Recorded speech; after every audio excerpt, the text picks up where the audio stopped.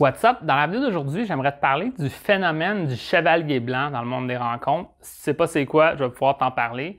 Dans le fond, c'est un peu ce qu'on pourrait appeler aussi le syndrome du bon gars. Donc, si tu te considères comme un bon gars, ça va t'intéresser aussi cette vidéo-là. Puis dans le fond, je vais en parler aujourd'hui parce que j'ai reçu une question vis-à-vis de ça. Puis je trouve ce thème-là vraiment intéressant.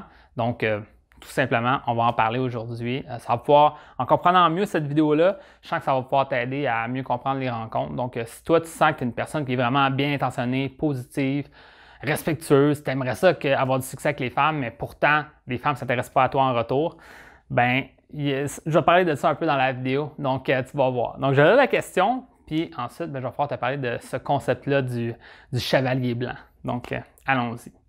Tu sais, le chevalier blanc dans le monde des rencontres, là, pas juste un chevalier médiéval, évidemment. Donc, pour la question, je tombe toujours pour des femmes que la vie n'a pas choyées. En vrai chevalier, je deviens leur ange gardien. Je demeure longtemps loyal à ma reine, mais c'est toujours le prince qui finit avec la princesse, pas le chevalier. C'est un pattern dont je suis vraiment tanné. Peux-tu m'aider? Donc, grosse image, métaphore pour expliquer le fait que moi, je suis une bonne personne, je suis vraiment loyal. Je rencontre des femmes qui ont beaucoup des problèmes peut-être dans leur vie, puis finalement, elles finissent par partir avec un autre homme, puis moi, je suis retourné seul. Ça me rend triste. Qu'est-ce que je dois faire, etc. Puis, qu'est-ce que je peux te dire? Il y a plusieurs points reliés à ça. Un des premières affaires, c'est ce qu'on pourrait appeler aussi le syndrome du sauveur, de vouloir sauver les gens. C'est pas ta responsabilité de sauver les gens. Au final, tout ce que tu peux faire, c'est inspirer une personne à faire mieux, puis à travailler sur elle pour faire des changements. Mais tu ne peux pas forcer quelqu'un à faire des changements si cette personne-là ne sent pas qu'elle veut changer ou qu'elle doit changer.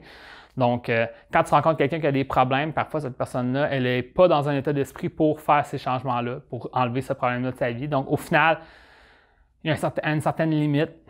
Certaines personnes, c'est mieux de juste passer à autre chose. C'est plate, mais comme c'est pas fait pour toi. Si toi, tu as des relations vraiment saines, bien, à un moment donné, il faut établir les bases de qu'est-ce que tu t'attends de la personne. Il y a toujours moyen, entre guillemets, de coacher ta partenaire pour l'aider à progresser, puis à réussir, puis lui poser des questions, puis on travaille ensemble, mais à un moment donné, il y a toujours une limite de qu'est-ce que tu peux t'attendre de quelqu'un.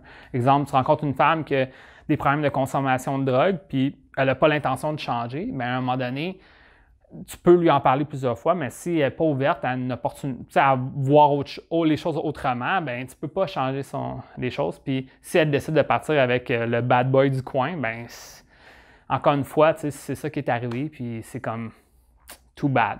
Là maintenant, relié à ça, ben c'est ça, vouloir sauver tout le monde, tu ne peux pas les sauver tout le monde. Donc des fois, quand ça augure mal, juste passer à une autre femme. Aussi, quand même, faire un effort conscient d'essayer d'améliorer la relation. Ça ne veut pas dire qu'il faut partir au premier truc, mais des fois, si tu tiens trop à cette relation-là, malgré tous les défauts que la personne a, malgré toutes les choses que tu n'aimes pas d'elle, ben c'est pas que tu es loyal, c'est parce que tu as peur de passer à une autre relation. Puis souvent, c'est quelque chose que j'ai entendu dire, puis je pense que c'est dans un truc scientifique aussi, c'est de dire que en tant qu'humain, on aurait 2 fois plus peur de la perte que avoir envie de gagner quelque chose de positif. Donc, on a beaucoup plus peur de la douleur, de se faire blesser, de tout ça. Fait qu'au final, de briser une relation, on a plus peur que faire les efforts d'en trouver une autre. Je sais pas si tu comprends. Puis souvent aussi, c'est un autre truc, c'est un biais cognitif qu'on appelle, de dire que quand tu l'as déjà, si tu le perds, ça va te fâcher. Fait que, comme au final, quand tu as quelque chose, puis que tu sens qu'elle t'appartient, puis là, tu le perds, maintenant, tu es fâché de ne pas l'avoir. Puis si tu ne l'aurais jamais eu avant, ben tu ne peux pas dire que tu l'as perdu. Fait qu'au final, ben, c'est all good. Puis des fois, c'est de sentir que peut-être tu voulais que ça t'appartient, cette relation-là. Tu voulais avoir un contrôle sur ça. Puis au final, tu n'as aucun contrôle. Puis la relation s'est désagrégée. Puis là, tu es comme, je perds tous mes moyens, puis ça me rend triste. Puis cette peur-là que cette relation-là disparaisse, ben, fait que tu y tiens encore plus fort pour pas qu'elle parte, la relation. Donc, encore une fois, c'est dans un peu l'état d'esprit comment on dit ça, la condition humaine de vouloir tenir à quelque chose puis pas vouloir le perdre parce que le perdre, c'était épeurant. Puis y tenir, ben c'est à toi. Fait qu'il est à toi, tu veux le garder. Puis c'est pour n'importe quoi dans ta vie. Donc ça, c'est un des points. Ensuite, ben dans le fond, la façon que ce qu'il parle beaucoup du fait que moi, je suis une bonne personne puis cette personne-là ne m'estime pas. Mais ça, c'est... quelque chose que je parle souvent dans mon programme, de dire qu'en tant qu'homme, tu peux être une bonne personne, tu peux avoir une bonne écoute, tu peux être généreux, tu peux être serviable, mais ça, c'est tous des trucs qui sont un peu plus passifs. Puis c'est pas quelque chose qui est dans l'aspect où est-ce que je parle d'être réactif ou proactif. T'sais. Quand tu es plus proactif dans ta vie, tu vas aller chercher vers ce que tu veux, tu vas avoir, tu vas faire des changements dans ta vie, puis être plus réactif, c'est tu attends que les choses s'arrivent à toi. T'sais. Puis être serviable, avoir une bonne écoute, bien, par exemple, avoir une bonne écoute, si faut que tu attendes qu'une femme te parle pour avoir une bonne écoute, ben ça veut dire que ça se peut qu'elle ne voit pas ça de toi. Je ne sais pas si tu comprends parce que c'est pas quelque chose d'actif que tu fais. C'est quelque chose que tu attends qui t'arrive pour qu'elle puisse le voir. Fait encore une fois, que toi, tu sais que tu es une bonne personne, peut-être qu'elle ne le voit pas parce qu'à travers tes actions actives, elle ne le ressent pas comme ça. Puis encore une fois, des fois, c'est juste une histoire de. Exemple, en étant serviable, tu vas aller porter une femme ou tu vas lui faire un cadeau, puis elle ne voit pas ça comme quelque chose de spécial. Puis au final, ben, elle ne sera pas autant redevable, autant remplie de gratitude que tu l'aimerais parce qu'elle ne voit pas la valeur de ça. Fait qu'au final, c'est une histoire de comment la relation a été créée, puis comment elle estime les actions que tu fais envers elle, puis comment elle te perçoit. Encore une fois, c'est quelque chose à changer, puis souvent, c'est quelque chose à bien installer dès le départ, puis ensuite, on construit sur ça. Souvent, de vouloir changer cette dynamique-là plus tard dans la relation, c'est plus difficile. C'est possible, mais c'est plus difficile. Un autre point que je veux parler, là, allons-y directement. Là, je réalise que je parle beaucoup de la question, mais c'est parce que je voulais juste parler du fait de tout ça. J'aurais fini la question, en fond, ensuite, je vais parler de l'aspect du chevalier blanc. Là. Dans le fond, il dit ensuite, moi, je suis loyal. Encore une fois, comme je t'ai dit, peut-être parce que tu as peur de perdre cette relation-là, puis tu laisses les choses aller, puis tu ne t'imposes pas dans ta relation, au final. Peut-être qu'elle a pas assez de gratitude pour toi aussi. C'est peut-être quelque chose que tu as besoin dans ta relation, il faut que tu en parles pour qu'elle le voie, que t'en vaut la peine. Puis ensuite, ben c'est ça. Le prince finit toujours avec la princesse, pas le chevalier.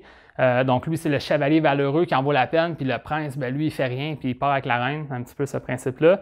C'est un pattern que je suis souvent tanné, peux-tu m'aider? Donc là, je vais te parler un peu du thème du chevalier blanc, aussi le syndrome du bon gars. C'est à peu près dans le même genre. C'est le chevalier blanc, c'est une expression dans le monde des rencontres anglophones là, qui parle qu'il y a des hommes qui veulent se porter à la défense des femmes, pour protéger les femmes, pour être un parfait gentleman. Puis au final, c'est comme, pourquoi qu'un homme ferait ça? C'est pour avoir l'attention d'une femme, pour avoir comme l'espèce de réconfort. Là, la femme va lui dire « Wow, t'es vraiment gentil, c'est vraiment cool, veux-tu aller à un rendez-vous avec moi? » Juste parce que l'homme il a fait des belles actions ou qu'il l'a protégé. Puis c'est ça qui arrive des fois dans les bars. Disons, un homme qui jase à une femme, tout va bien, puis un homme qui est comme, il va essayer de s'interposer, dire « Est-ce que tu la déranges? » Puis il essaie de comme... Moi, ça m'est arrivé une fois, là, puis ça n'a pas arrivé souvent, mais la fois que c'est arrivé, j'étais comme, qu'est-ce que tu fais, man? Pourquoi tu m'empêches de parler avec elle? Il y a comme, on s'entendait bien, là, mais au final, c'est une personne qui est comme ça, c'est comme un chevalier blanc, il essaie de sauver la femme, puis c'est encore une fois une mauvaise conception des choses. C'est de faire quelque chose pour pouvoir qu'elle le voit, mais peut-être qu'elle ne va pas avoir cette gratitude-là en retour. Donc là, des fois, souvent, les hommes qui sont considérés comme chevaliers blancs dans le monde des rencontres là, anglophones vont être considérés comme, c'est un terme péjoratif. C'est pas quelque chose de bon, c'est quelque chose de négatif. C'est comme, entre guillemets, le loser qui fait des actions de gentleman puis s'attend à avoir un retour, mais finalement, ça va mener nulle part. Fait qu'il faut faire attention à ça. Puis ça relie un peu au fait du syndrome du bon gars. Le syndrome du bon gars, c'est de juste te dire, en étant une bonne personne avec une femme, puis en passant du temps avec elle, c'est inévitable qu'elle va vouloir être en amour avec moi, c'est inévitable qu'on va avoir des rendez-vous. Donc, je vais juste me tenir près d'elle, puis être gentil, puis à un moment donné, ça va arriver.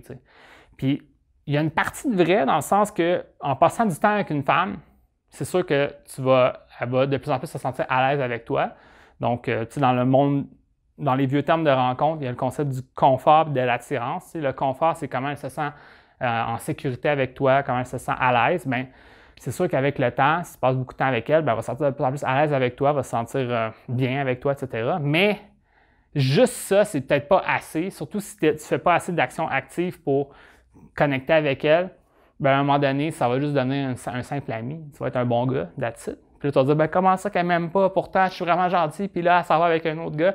Puis encore une fois, c'est pas de se fâcher contre la compétition. Tu devrais se fâcher contre toi-même de ne pas avoir fait d'action pour faire progresser les choses. La seule chose que tu as fait, c'est passer du temps avec elle. T'sais. Puis je pense qu'il va falloir faire des efforts pour faire des actions, pour faire avancer les choses. Fait que ça, c'est le thème du syndrome du mongol, le chevalier blanc. T'sais. Puis dans le fond, qu'est-ce que je veux dire, c'est si on retourne à la question, parce que lui, ça ne s'applique pas exactement à ce que je viens de dire dans les dernières minutes. À sa question à lui, c'est que lui, il est tanné de s'investir dans des relations où est-ce qu'il sent qu'il est tout seul à investir dans la relation. Puis moi, je te dirais, la piste de solution, ça serait de ne pas t'investir trop vite dans tes prochaines relations. Tu rencontres une femme, puis tu te fais pas trop d'attentes. Tu laisses les choses se développer. S'il y a des choses que tu n'aimes pas et que tu n'apprécies pas de cette relation-là, tu prends un recul sur cette relation-là, tu lui expliques c'est quoi tes attentes vis-à-vis de certains trucs, tu crées la relation que toi, tu aimerais avoir au lieu de te conformer à ce qu'elle te permet d'avoir dans la relation. Toi, tu mets ton pied à terre puis tu trouves quel genre de relation tu veux. Puis ça se fait d'une manière positive. Ça veut dire tu peux être, ce qu'on pourrait dire en français, assertif, de mettre ton pied à terre, te montrer que c'est ça que tu veux. En même temps, tu peux rester positif, respectueux, honnête dans ce que tu fais. T'sais. Puis au final, ben, si c'est pas le genre de relation que tu veux, ben, alright, c'est good. Tu quittes la relation. Puis tu en rencontres une autre personne. T'sais. Puis à un moment donné, tu vas être étonné qu'il y a peut-être certaines femmes qui vont beaucoup plus matcher avec toi, puis que ça va beaucoup mieux aller. Puis au final, c'était juste de travailler sur toi, mais aussi de travailler sur tes rencontres pour en faire d'autres au final. Parce que si c'est pas un bon match, c'est pas un bon match, puis tu travailles dans le vide à vouloir régler les problèmes d'une femme qui ne veut pas se faire aider. T'sais. Encore une fois, le syndrome du sauveur. T'sais. Fait que c'est ça que je voulais te dire dans la vidéo d'aujourd'hui. Donc voilà, j'espère que ça t'a aidé. Encore une fois, c'est ça, l'objectif, c'est oui, c'est bon d'être une bonne personne. Puis mon objectif, ce que j'enseigne, c'est jamais d'être une mauvaise personne. C'est sûr et certain. Donc, il faut être une bonne personne, mais c'est pas juste ça qui va faire que tu vas avoir du succès avec les femmes. Je pense qu'il faut aussi faire des actions. Ces actions-là, ben, vont avoir des conséquences. Puis, tu rencontres des gens, puis tu tends des perches, tu crées des opportunités, tu saisis des opportunités. C'est là que ça va débloquer avec les femmes. Puis, tant que tu te sens vraiment à la merci des autres, tu attends que tu fais juste accepter ce qu'on t'offre, ben tu ne vas jamais avoir ce que tu veux vraiment. T'sais. Fait qu'il faut vraiment que tu sois capable de plus t'affirmer et rencontrer le genre de femme que tu veux. Donc, that's it. C'est ce que j'avais à dire dans la vidéo d'aujourd'hui. Donc, j'espère que tu as apprécié. Si tu aimerais qu'on travaille ensemble sur ta situation, moi, j'ai un programme de coaching en accompagnement. Donc, moi, je pourrais t'aider à changer ta situation. J'apporte vraiment des grosses transformations pour mes clients. Donc, si ça t'intéresse, viens me voir en privé, viens m'en parler. Je vais pouvoir t'aider avec ça, voir qu'est-ce qu'on peut faire. Puis, sinon, ben, that's it. On se voit dans une prochaine vidéo.